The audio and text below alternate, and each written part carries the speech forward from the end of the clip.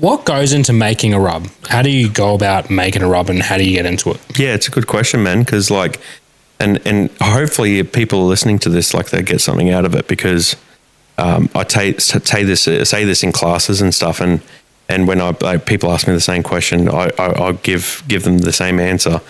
So like with a barbecue seasoning, it starts with salt, right? Like salt is your primary sort of focus because that's where you get a lot of your, like it naturally brings out flavors of the protein that you're using it for, right? So beef, have you ever done like a piece of steak, and generally you can just put salt on it. It tastes fucking amazing, right? Like salt in a cast iron pan or in a pan at home with a bit of tallow or oil or whatever, and just pan sear it and it comes out incredible, right?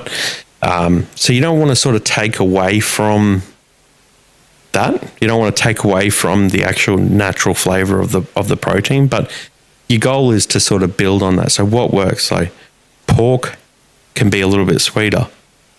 So you start with your sugars, and people like the idea of pork being like you're getting amazing color, especially with barbecue. So you start with less salt, bit more sweetness. So whether it's honey powders or brown sugars or coconut sugars or raw sugars, whatever it may be, or a blend of them.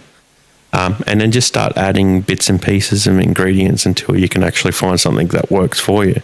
So yeah, like I guess the fundamentals, salt, pepper, garlic are going to be your big components. Yep.